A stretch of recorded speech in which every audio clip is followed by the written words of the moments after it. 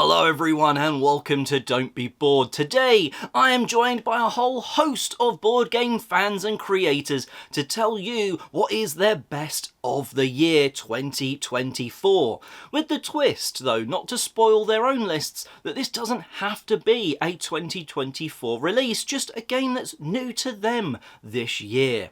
Without further ado, let's see what some brilliant people have been playing. Everybody knows your game. Hi everyone. Hi. My name is Dave Luza. I am Ilka Luza. And we are here to tell you what the best games were that we played in 2024. For me, it was a game that was new to the table. It was actually a game that was already out on my phone, and I've played it to death, and I still play it. Slay the Spire, best game of the year, without a doubt. I have played this on stream and off stream so many times. And at some point I was like, yes, and now I'm done. I sold it.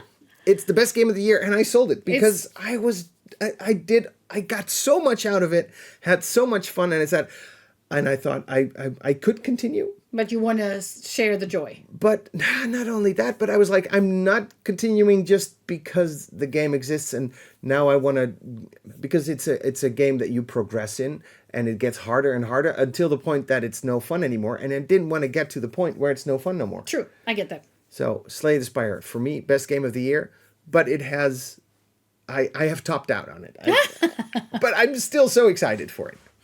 I love new games, of course. I couldn't pick between the lot of new games that I played. I want to mention Far Away, give it an honorable mention. Dave is not a fan. I love it. But my favorite game of the year is still Cascadia. And it must be the, 300th time we have played it. And I enjoyed numbers 1 to 299 just as much as I enjoyed for the 300th time. So Cascadia is still very near and dear. It's interesting because everyone's talking about games that they have played for the first time this year, but you have played it for the 300th time for I'm the first. pretty sure. I don't know how. We're not counting, but yeah. But yeah. It's true. We play it every day, yes, and I do enjoy it as well. Yes, because I love playing with you. Oh, that's so nice. Thank you so much for watching. This was Dave. And Ilka. Bye-bye. Luzapalooza, where everybody knows your game.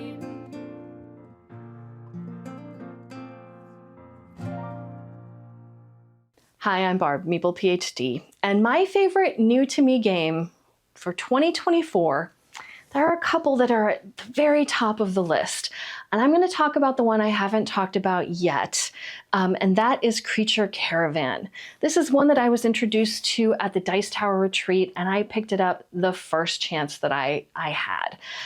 It is a game from Ryan Lockett, so you know it has amazing art, but it is much more simple, much more quick playing than some of the others like Near and Far, Now or Never. It is just a dice placement, building your tableau that represents a caravan, and it played over, I think, 12 rounds, super quick, simultaneous play. So in the game, each player has a caravan that they are trying to move across this landscape in order to get to the town of, I think, Eastry. On each turn, what you're going to do is you're going to roll your dice, and then each player is just going to simultaneously decide how they're going to place their dice in their own little tableau to do different actions. These actions can include, getting resources. Other actions include fighting zombies. So some of the spaces that you move into will have this danger symbol and you'll get a zombie. And as long as you don't have a camp there yet, you can fight those zombies. But this is done on a shared board. And this is one of the ways where you have player interaction in the game. Similarly, there is a market board where you can get extra bread by paying a die and then paying some gold or satchels and you'll get bread. So those are a couple of places where you're interacting with others. Otherwise, it is kind of a lot of multiplayer solitaire where you are building up your own tableau, playing cards into it that represent different creatures who are joining your caravan or machines that are helping you get across the landscape. And placing your dice into either your main caravan board or some of the new spaces that you're creating with your caravan. Honestly, part of this game is just the art. I love Ryan Lockett's art. I love all the different characters that are in here. You are trying to chain things together, because if I play a die, maybe I get a sword, but I get a sword for every deadly creature that I have. So I'm trying to collect all of those deadly ones in order to maximize how many swords I get when I place that one. Or maybe there's a card in my hand that's free if I have 3 or more magical creatures. So I'm trying to get down my other magical creatures before I play this one. But this one has a really great ability. So there are a lot of those great decisions to be making. You're watching the art, you're moving yourself across. It is just a fun, relatively simple dice placement, quick playing game. And so for me, this has become, this has raised up to be one of my favorites for the year. And that is Creature Caravan. I hope everyone else has had a great year gaming as well. I hope you let us know in the comments about your favorite game, the one that you were introduced to in 2024. Otherwise, go find me on Instagram and YouTube as MeeplePhD. Otherwise, I will see you next time.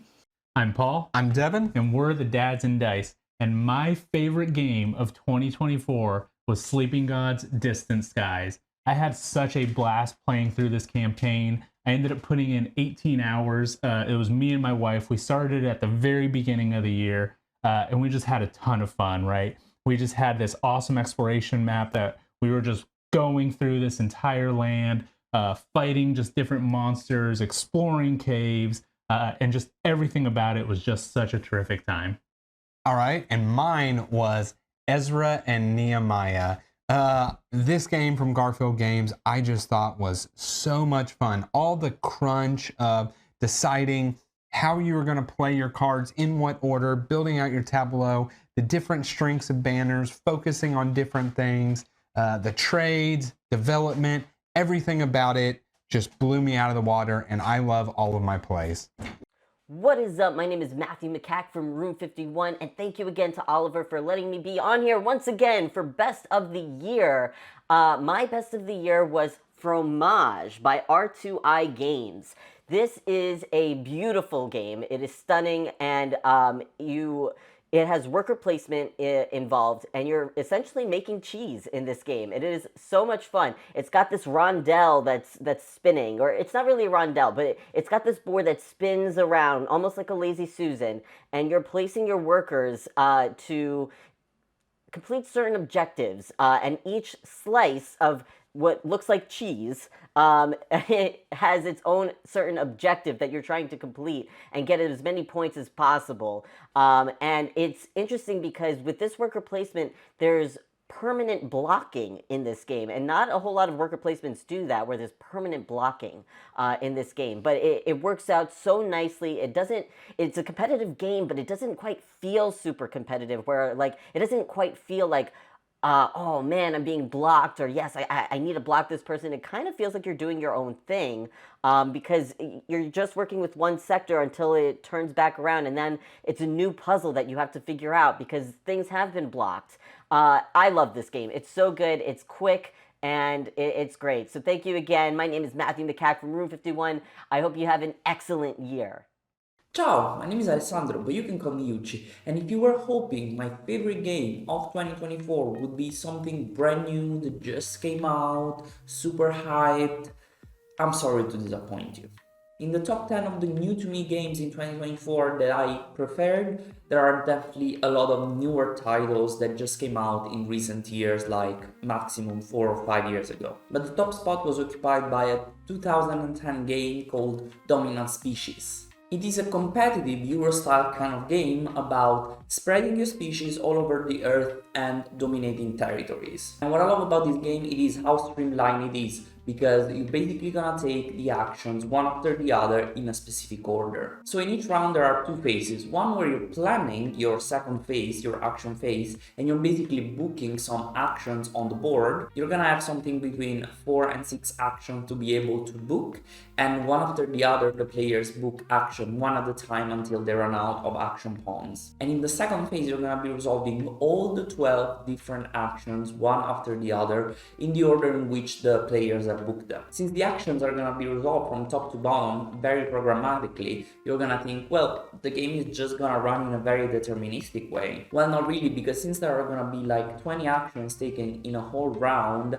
well, the board state is gonna change many times. And even if you had all the best intentions to have a whole plan laid out, well, someone's gonna screw your plans. Not even intentionally, because it is very hard to predict what each of the players is gonna try to do and how the game state will change throughout a whole round. And this is what makes the balance of the game tilt and shift throughout the whole game. If you're losing very badly at the beginning or even in the middle of the game, you have so many chances to catch up and just become the winner of the game, trust me. The relative positions in the point status of the game changed so many times every single time I played this game. There are two important concepts in this game. One is presence, which is gonna give you more points through majority area control, and the second is dominance, which is kind of unrelated from presence, because you need to have presence in an area to have domination on that area, but you don't need to have majority at all. What you need to have in that area is the right resources that your species requires to thrive. So while presence is linked to points, the dominance is linked to some cards called dominance cards that are gonna give you very powerful effects, sometimes even game breaking. So you wanna have balance between having a lot of presence to be able to score a lot of points, but also having dominance to be able to play dominance cards first and have very powerful effects before other players take them from you. This game has some drawbacks. Being too long is for sure one of the drawbacks, and the second is that sometimes the dominance cards can be a little bit underwhelming if at the wrong timing. So most of the dominance cards are really game breaking and do amazing effects, but some of them are completely underwhelming. So I wish there was a little bit more balance in these dominance cards, but overall I find this game very intriguing, very strategic, very genius. If you're curious to know my whole top 10 of the new to me games of 2024, well, check out my channel because I uploaded a video about that. And I also made a video about the top 10 2024 games that I've replayed this year. So games that I knew are well loved and I replayed this year because they're just so amazing. In the meantime, I wish you a great start of 2025 and that it might be full of board game nights with your friends and family. I hope to see you soon and ciao ciao! For me, there is only one choice. It has to be Star Wars Unlimited.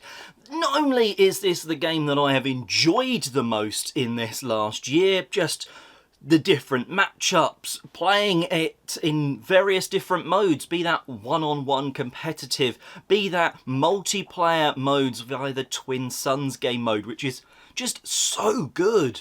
Is that by drafting or sealed events, I have enjoyed them all. Any chance I have had to get Star Wars Unlimited to the table, I've kind of taken that opportunity. It's definitely taken over a huge chunk of my gaming time. And it's probably, well, is my most played game across the year. Sometimes I'll play a game absolutely loads, review it, and then it will be played a few times, like, say, Heat.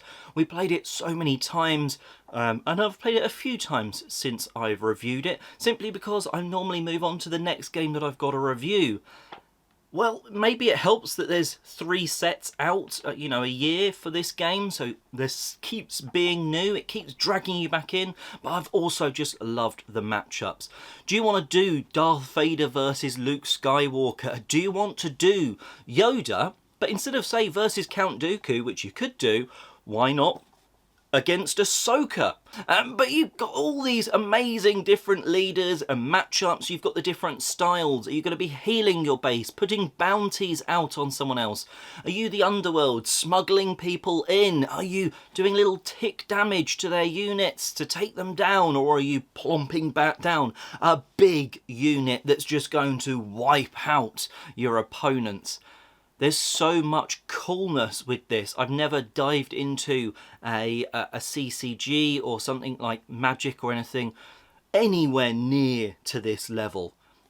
And I have to admit, year 1 of this game, or 0 if it's the competitive level, wow, I have absolutely loved it, and I am very excited to see what they do next, because I want to keep playing Star Wars Unlimited.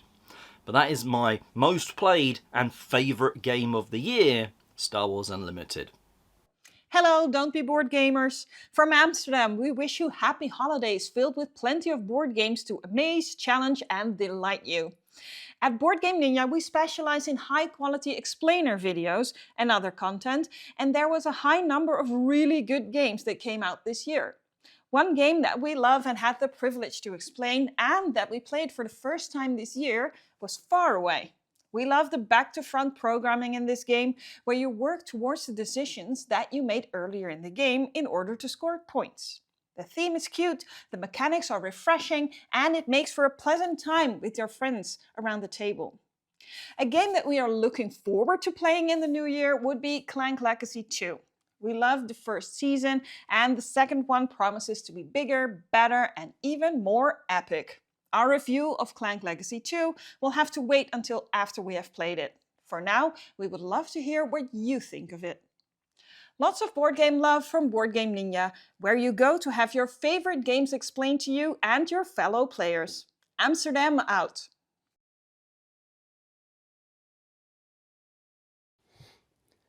Howdy y'all, my name's Corey from TraveltheBoard, and 2024 was an awesome year. Gen Con, my vlogs popped off. I got to meet so many of you incredible people. I got to talk to hundreds of fans that were just there to enjoy gaming and Gen Con, and it was one of the best cons of my life.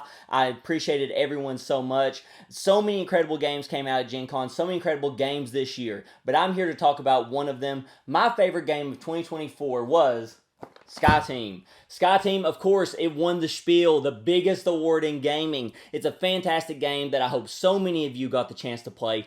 This game specifically was a game that I love to play with my wife. Now, my wife is not a gamer. She only plays with me, and we only really play on special occasions. We go to cabin, we go somewhere away for the weekend. We take a couple of games and we just hang out and play together. This one was perfect for us. The 2 players, the small, quick play time, the fact that it can ramp up in difficulty, so if you play it once and it's a little too easy, you want to add some things, you want to play kind of like a little mini campaign inside of it. Like, it was very fun for us to play again, make it more difficult, and play some more. The limited communication and the fact that we have to, like, plan really quickly what we want to do, and then throughout the entire rest of the play, just kind of look at each other like the surprise looks of like, what did you just do? That wasn't the plan. We made a plan and you didn't follow the plan. Why did we plan? This game was absolutely fantastic. Definitely one of my best. And if you're familiar with my channel, this one came from my buddy Scott. So Scott, thanks for the great game. We very much appreciate it. But that's 2024. SkyTeam was my game of the year. But I want to talk today about something else that happened in 2024 that I think is a very special and important story in our community for gaming. So Hurricane Helene in September hit my area. I am in East Tennessee, and my best friend Lucas, him and his girlfriend, they lost their apartments in the floods, and they became homeless. And they lost the majority of their belongings. Well, he was a gamer as well, and he lost his entire collection. So for Christmas, we did a special video on my channel, and we also did a very special thing for Lucas. Me and his girlfriend reached out to publishers, designers, distributors, local game stores, people on the geek market, people on eBay, and we replaced his entire board game collection from start to finish. Every single game he lost, he now owns again. We bought him new games, we got him upgrades, and the reason this is such an important story isn't to say, oh, look how incredible we are for what we did. It's to say thank you to this incredible community, all the publishers, designers, all the individuals I talked to who heard our story and his loss and what they're going through and decided to do this very special thing for him. I think it's just such a truly wonderful story in our community that just highlights how inclusive and giving and caring people in this hobby are. So everyone out there just a part of this hobby, know that you're a part of a wonderful community who has done great things for people. And I just want to say thank you on behalf of Lucas and on behalf of, you know, myself and everyone here who did this wonderful thing for him. And he said it's probably the nicest thing anyone's ever done for him. So just thank yous across the board. I hope everyone else had a wonderful 2024. I hope 2025 is even better to you. Many people had a rough year, but there's brighter days ahead, and I think this act that was done is proof of that. But thank you guys. I hope you had a great year. See you in 2025. Hey there, Stephen Bonacore, the Podfather of Gaming. I've been asked to tell you about my favorite game of 2024, but I couldn't pick one, so I had to pick two. The lightest of the light, and pretty much the heaviest of the heavy. Let's go with the light one first. Have you seen Flip 7 yet? Oh my gosh. In this oversized box, which really is a lot of air, and all you have is this deck of cards, pretty large, about 100 or 130 cards, something like that. You can play right out of the box with 18 players. It's essentially like a party game, big time numbers of players, and you have a mechanic that everybody is used to, which is the hit or stick mechanic, like in blackjack. You take card hits by getting these numbers in front of you. There's an 8. There's a 10. Cards are going all over. But if I get the same number twice in front of me, I bust and I score no points for the round. If I am able to get 7 different numbers and you just take one card at a time and it keeps going around, I would immediately end the hand and score a bonus 15 points. You can stick at any time. So this is a pressure luck game. There's some fun action cards, like you can get a second chance if you get that card. You can get these modifier cards, which will not count against you. This is not a 4, it's a +4. You can freeze people. There you go, freeze people. And you could make people take 3 extra cards, which may not be very good for them when busting is really, really easy to do. So this is my pick for like best light party game of the year. It's so much fun. Like I said, 18 players out of the box. Are you kidding me? I have yet to play this with anybody who did not just go, wow, this is amazing. Flip 7 from the Op. Check this out. Then, on the heavy side, this monster of a game, Dune War for Arrakis. Everything about this game makes me happy. Just even look at the box. It says Dune War for Arrakis. If I take the box and I turn it this way, it says Dune War for Arrakis again. You got the evil Harkonnens. You got the Atreides. Do you need to know the lore to play this game? It would help, but you don't have to. It's an amazing game. It is extraordinarily related to my number one game of all time, which many of you might know is War of the Ring. In fact, on Board Game Geek, it says re-implements War of the Ring. I won't go that far. War of the Ring is a much more strategic level game where there's so many multiple objectives that you can go for. The free people trying to dunk the ring without taking corruption because the shadow is trying to corrupt you. The shadow going for military victories and taking over your strongholds across Middle-earth. Here, it's much more tactical. The minis, by the way. The minis in this game are unbelievable. Oh, I'm not even going to show them to you, but you can see how beautiful the implementation. This is the crowdfunded version, so it has everything in it. It has all of the sandworms, the great daddy sandworm, which is literally bigger than this microphone. It's like this big that can sit on the board and take up an entire sector. You're attempting very asymmetrically. The Harkonnens are trying to harvest spice and score victory points via controlling areas, and the Atreides are trying to interrupt the spice that will not flow for them and take over other areas on the board. Love this game. 100% is my number one game of the year. But I wanted to show you the light one too. So Dune, War for Arrakis. Oh, everything's fallen. And Flip 7, two very different games that fill very different niches, but both are easily in my top 10 for the year, and literally maybe my number 1 and number 2 game for different reasons. Stephen Bonacore, the Podfather of Gaming, getting, mugged by the Dune game. I just slammed my finger. I'm going to sue you, Oliver, for making me do this. Everyone, have a healthy, happy new year. Spread love. Yes, it's me again, I know. Why? Well, Star Wars Unlimited is a CCG.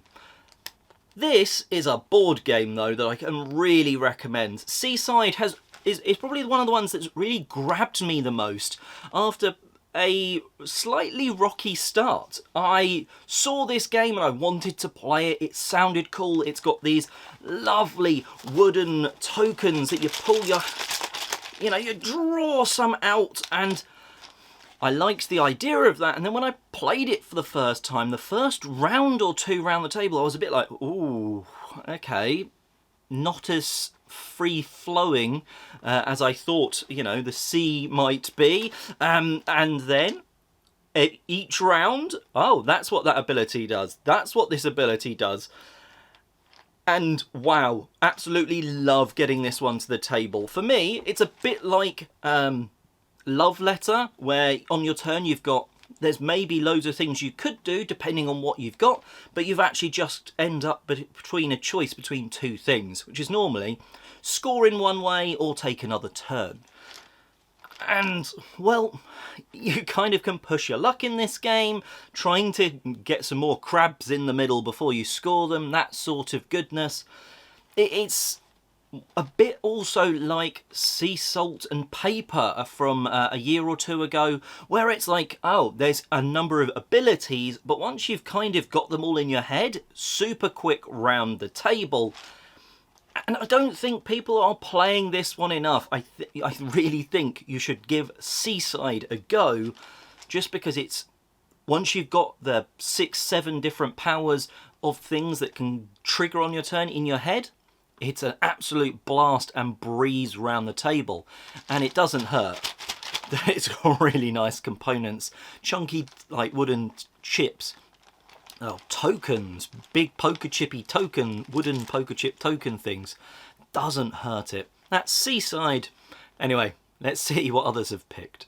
Hi everyone, I'm Karine from Game Changer by Karine, and this is the game that we love in my house. I have 2 kids, and this is the game that we played over and over. Got this box this summer and it's already like all messed up. Trio. Nothing super fancy, but so easy to teach, so easy to learn, and a ton of fun.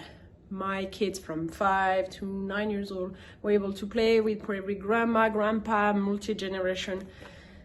It was fun. I mean, nothing else I can say. Easy, just had to get a trio of 3 cards 3 times. Pass them around. You just ask what's the biggest number you have in your hand and what's the smallest number you have in your hand. Pretty easy. Some are on the table and are hidden, and then you're gonna also try to have a little memory game inside to memorize who has what. Games cards are pretty simple, colorful, and really this is a great game. I like also that it's just a deck of cards. You can put that everywhere and bring it everywhere you want. We played from the mountain to the beach to the restaurant to the train and the plane. Yes, it went everywhere with us. So that's our family #1 game. One big hit for us too was Shadow House Masquerade. This is a role-playing game with cards. One of you will be the culprit, but you only have 4 cards in your hands. And in those 4 cards, you have different roles, different action. The cards I keep gonna move around, and this is a lot of fun because you need to remember what card you have, where they go, try to think the one you maybe saw and the other one didn't see. So really, like, it's a ton of fun. I think the first round is a bit tricky because you just don't understand what's going on. But then when you get the hang of it, we didn't want to stop. We just keep playing and playing. The art on the game is pretty simple, but they work really well with that game. Here, Shadow House Masquerade. This is our 2nd hit in our family. It's my favorite 2-player game that I discovered this year, Agent Avenue. So some people I know don't really enjoy the fact that you need to chase just each other, but it's pretty simple. You just have to put 2 cards, one that is face up, one face down, will let you know how many moves you're gonna do, forward or backwards. So you need to decide which one you're gonna take and play. Is it the one facing up or the one facing down? So it's like a little bit of mind tricking game that I really, really enjoy. Trying to figure out what's the psychology between the other player, what are they gonna do, what is the next move, and it's just a little board that you're gonna go around and try to catch each other. The board is really small and simple. You can have a more advanced one on that side, and that's it. And again, I know, don't judge only the game by the art, but that is one that I really enjoy. So on top of just the gameplay, this is something that I really like and makes me want to play more. So yeah, that's it. I'm Karine again, and thank you for listening. And this is the 3 game that we like to play in my family. Maybe one of them will be a hit for you too. I'm Ian. I'm Stacy. And we are Where There's a Wills. There's a Play. A board game channel, all for the mid-complexity casual gamer. And the non-gamer gamers. And we're here today to give you 2 of our favorite games from 2024. These are 2024 releases. They may or may not be our top games. We have not done our rankings for 2024 yet. We got a few games we need to get to the table. And we will be doing our 5 and dime, which is where Stacy gives her top 5 and I give my top 10 2024 games in a few weeks over on Where There's a Wills, There's a Play. But we're here to talk to you about a couple of games that we really enjoyed this year. And they may appear on our list in a few weeks. So let's get to it. One of my favorite games for 2024 is also included with my favorite food of 2024 since I was really little. And that is Donut Shop. Good game. I love this game. It's by 25th Century Games. Basically, your game is twofold. You are an employee working at a donut shop. You are trying to keep your bakery full of donuts by placing tiles. And then you are trying to sell the donuts by placing them in boxes once you get your tiles laid down. If you like tile laying games, you'll like this game, I believe, as well. This is a fun game. Plays rather quickly, easy setup. Donut Shop by 25th Century. Yeah, that's a good one. That's a good one. You're doing a little set collection in it, but you're not actually collecting the sets. The sets are actually in the tiles, so which is really cool.